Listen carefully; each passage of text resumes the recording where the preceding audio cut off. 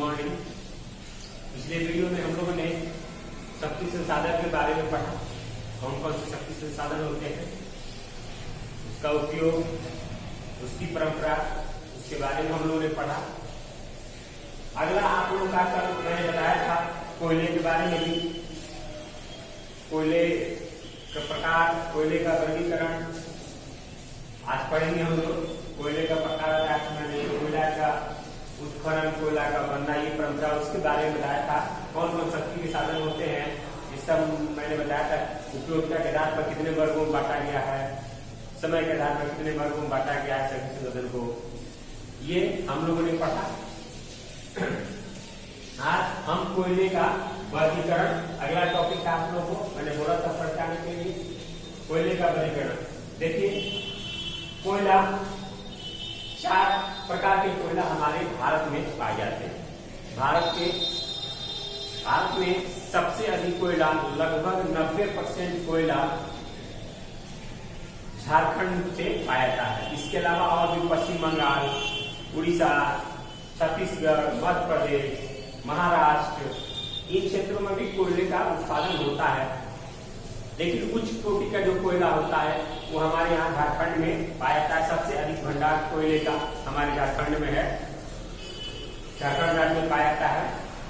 तो कोयला हमारे भारत में 4 प्रकार का कोयला एक क्षयशील संसाधन है, समापनीय संसाधन है, समाप्त होने वाले संसाधन है, जिसका एक बार उपयोग कर जाने के बाद से वो लगभग समाप्त हो जाते हैं।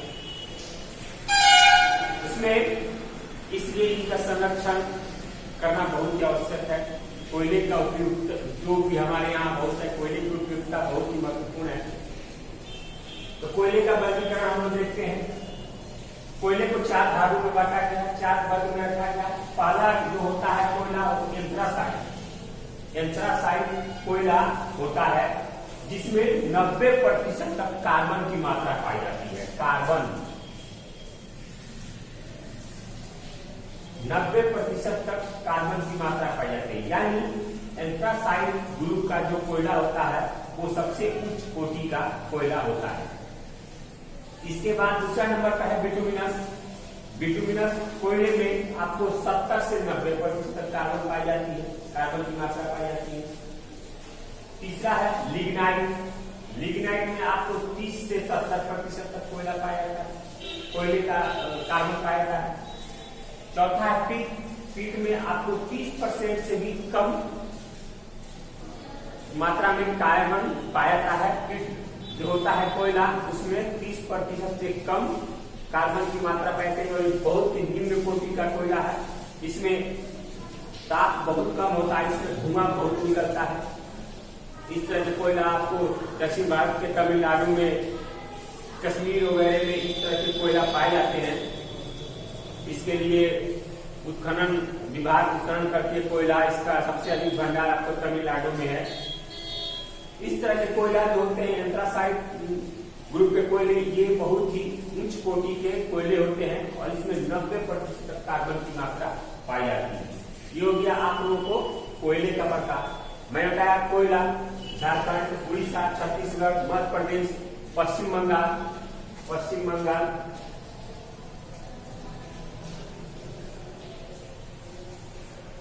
बंगाल आदि क्षेत्रों में कोयले का उत्पादन किया जाता है। कोयला का वर्गीकरण था, कोयला का 4 भागों में बांटा गया है। कौन कौन?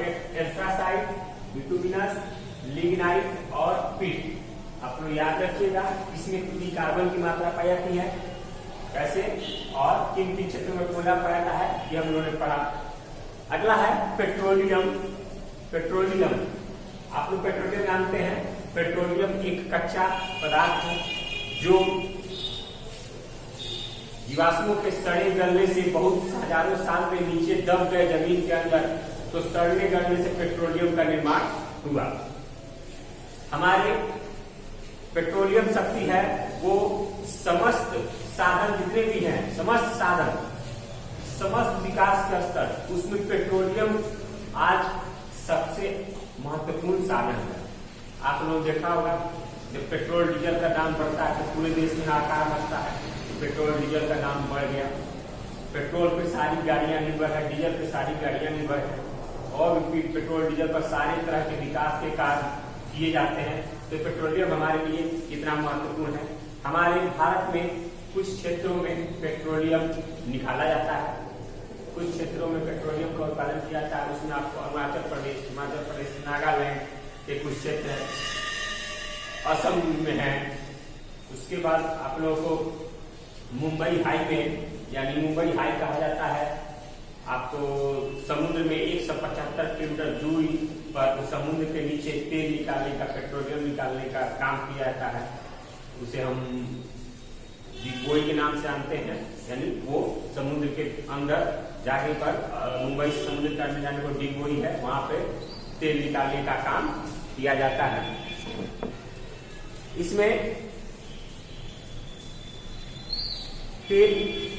एक है सागर सम्राट। सागर सम्राट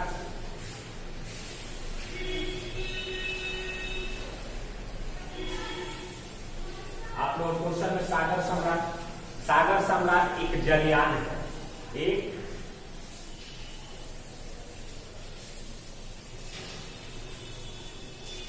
एक जलयान है। सागर सम्राट एक प्रकार का जलयान है जो मुंबई में, जहां मैंने कहा मुंबई के डिगबोई क्षेत्र में समुद्र के अंदर ये तेल खोजने का काम करता है। यानी बहुत बड़ा एक जलयान है जो तेल परिष्करण यानी तेल निकालने का काम करता है समुद्र में, या उसको खोजने का, तेल का जगह खोजने का भी काम करता है। तो ये सागर सम्राट, उसी का नाम सागर सम्राट एक जलयान है जो समुद्र में तेल खोजने का काम करता है। आप लोग इसको लिख सकते हैं, क्वेश्चन में आप लोगों का दिया हुआ है। उसके बाद है आप लोगों का तेल परिष्करण। तेल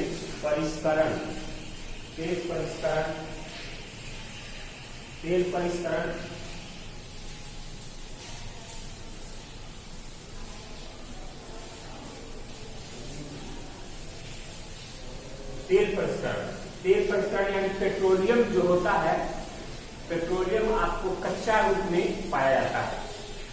जमीन के नीचे से, भूमि के अंदर से वो कच्चा रूप में पाया जाता है, और उसको हम कंपनी में भेजकर और उसको शुद्ध करवाते हैं। तो एक पेट्रोलियम से हमें कई प्रकार के पदार्थ पाए जाते हैं। उसमें हमको पेट्रोल निकलता है, डीजल निकलता है, किरोसिन तेल निकलता है, अलकतरा निकलता है, आपको वैसलीन जो लगाते हैं वो निकलता है, और भी कई प्रकार के उसमें से सामान निकलते हैं, कई प्रकार के उसमें से और भी संसाधन हमें मिलते हैं। एक पेट्रोलियम पदार्थ से उसको परिष्करण कहता है, यानी इसको रिफाइन किया जाता है। रिफाइन यानी परिष्करण। जैसे आप लोगों ने सुना होगा बरौनी में रिफाइनरी है तेल का, तो तेल पेट्रोलियम कच्चा माल आता है, और कच्चा पेट्रोलियम को रिफाइन करके केरोसिन अलग, डीजल अलग, पेट्रोल अलग, और भी सामान जो है वो सारे अलग अलग करके उसका अलग अलग उपयोग हम लोग करते हैं। उसी को हम कहते हैं तेल परिष्करण। तेल परिष्करण का कारखाना सबसे पहले हमारे यहाँ असम में लगा था। असम के डिगबोई क्षेत्र में हम लोग को तेल का कारखाना सबसे पहले लगा था, और वहां उसके बाद धीरे धीरे हमारे और भी भारत के कई क्षेत्रों में ये तेल परिष्करण कारखाना लगाया गया। आजकल भारत में 18 तेल परिष्करण के कारखाने लगे हैं। 18 तेल परिष्करण के कारखाने चल रहे हैं, और वहाँ तेल रिफाइन होता है, और उसमें से अलग अलग उसका संसाधनों को अलग किया जाता है और उसका अलग अलग उपयोग किया जाता है। उसी को हम कहते हैं तेल परिष्करण, यानी तेल को रिफाइन करना, तेल रिफाइन करना। इसके बाद आप लोगों को प्राकृतिक गैस। प्राकृतिक गैस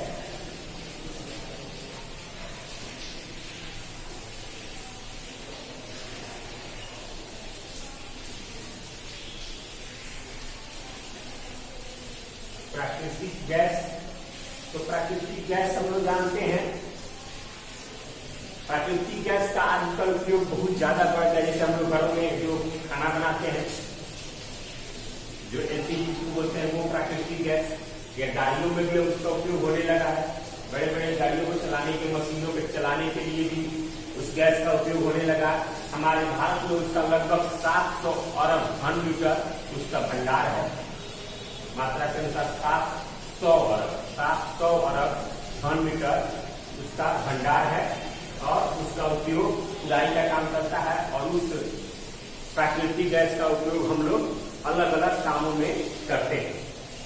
और जो प्राकृतिक गैस का पता लगाया जाता है, इसमें इसके परिवहन, इसके वितरण और इसका उपयोग ये आसान है। और इसी तरह हम सबसे ज्यादा इसका उपयोग करते हैं। ये विस्फोटक भी है, लेकिन विस्फोटक होने के साथ ये सबसे ज्वलनशील है, अति प्रज्वलनशील है। इसलिए इसका उपयोग मशीनों को चलाने में, घर पर काम करने में, परिवहन में, ये सब सारी आवश्यक कार्यों में हम इस प्राकृतिक गैस का उपयोग करते हैं। तो प्राकृतिक गैस हमारे लिए बहुत ही एक वैकल्पिक साधन है जो हमें मिला है प्रकृति द्वारा, और इसका उपयोग हम बखूबी कर रहे हैं। जिससे प्राकृतिक गैस के कारण कोयले के उत्खनन में या कोयले के दोहन में कुछ कमी आई है, लेकिन ये सारे समापनीय संसाधन है, ये समाप्त होने वाले संसाधन है। यानी एक बार उपयोग हो जाने के बाद ये लगभग समाप्त हो जाते हैं। इसके बाद है आपको विद्युत शक्ति। विद्युत शक्ति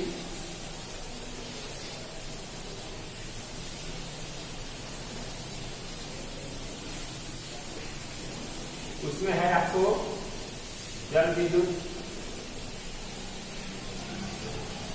विद्युत शक्ति, बिजली जो आप देते हैं उसको हम विद्युत शक्ति कहेंगे। विद्युत शक्ति का उपयोग बहुत पहले से हो रहा है। सबसे पहले कोयले से विद्युत उत्पादन किया जाता था। तो विद्युत का आजकल उपयोग हम लोग समझ रहे हैं, विद्युत की आवश्यकता हमारे यहाँ कितनी है।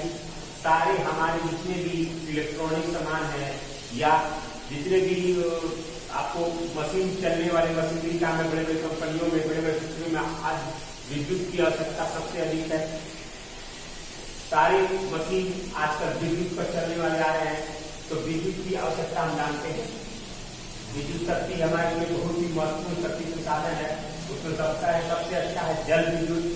जल विद्युत पानी से बिजली उत्पादन करना, उसको हम जल विद्युत कहते हैं। ये सबसे अच्छा साधन है जल विद्युत के लिए, विद्युत के लिए। क्यों? क्योंकि ये नवीकरणीय संसाधन है, ये अक्षयशील संसाधन है। यानी इनका चक्र होता रहता है, ये कभी समाप्त नहीं होते। जब तक जल रहेगा तब तक ये विद्युत का निर्माण करते रहेंगे। दूसरी तरफ इसमें प्रदूषण बिल्कुल नहीं होता है। इस जल विद्युत के उत्पादन में बिल्कुल प्रदूषण रहता है। इसके उत्पादन के लिए आप लोग ध्यान सुनिएगा, इसके उत्पादन के लिए हमेशा बहने वाली नदी चाहिए, हमेशा जल धारा चाहिए, प्राकृतिक जल प्रपात चाहिए, और ढलान पर वो नदी का मार्ग हो जिससे तेजी से पानी नीचे की तरफ जाए। और इसमें क्या किया जाता है, एक टरबाइन होता है जिसमें पंखी होता है, वो नीचे लगा जाता है और तेजी से ऊपर से नदी का जल जो होता है वो ढलान पे लाकर और उस टरबाइन के पंखी पर गिराता है। पंख पर गिरता है, वो पंखी नाचता है और पंखी से नाचने से वो जल विद्युत उत्पन्न होता है। तो इसमें प्रदूषण नहीं होता है बिल्कुल। तो जल विद्युत के उत्पादन के लिए हमें ऐसी चाहिए जैसे प्राकृतिक जल प्रपात हो, नदी में हमेशा जल बहने वाली जल धारा हो, नदी का मुंह ढलान की तरफ हो। ये प्राकृतिक स्रोत जहाँ है वहां पर जल विद्युत का उत्पादन होता है। और ऐसे प्राकृतिक जगह हमको अरुणाचल प्रदेश, हिमाचल प्रदेश, पर्वतीय क्षेत्रों में इस तरह की तमाम प्राकृतिक संसाधन मौजूद है जिसका उपयोग हम लोग करते हैं और इससे जल विद्युत का निर्माण किया जाता है। जल विद्युत का निर्माण शुरू से ही किया जाता था, मोटर बना के जल द्वारा उसको चलाया जाता था खेतों में।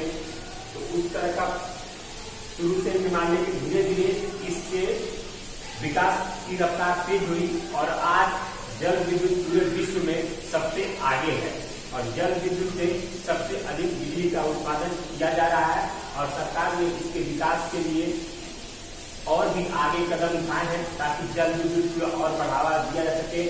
इसलिए कि कोयला पर जो आई है, कोयला को हम बचा सके, अगले भविष्य के लोगों के लिए या अगले विकास के लिए कोयला का हम लोग दोहन रोक सके। इसके इसीलिए जल विद्युत को काफी बढ़ावा मिला है और जल विद्युत हो रहा है, उत्पन्न हो रहा है। आज के लिए इतना ही। आप लोग इसको नोट्स में लिख सकते हैं, अगर कोई क्वेश्चन हो तो अपलोड कीजिए। अगले वीडियो में मैं आप लोगों को जल विद्युत, कौन कौन सा जल विद्युत है, कहाँ कहाँ जल विद्युत से कौन कौन सी परियोजना है, आपको मैं पढ़ाऊंगा। इसके आगे आप लोग बढ़िया से पढ़ के आइएगा और इससे समझने में आपको आसानी होगी। किताब जरूर लीजिएगा, नोट्स जरूर बनाइएगा और इसको अच्छा से लिखिएगा। धन्यवाद।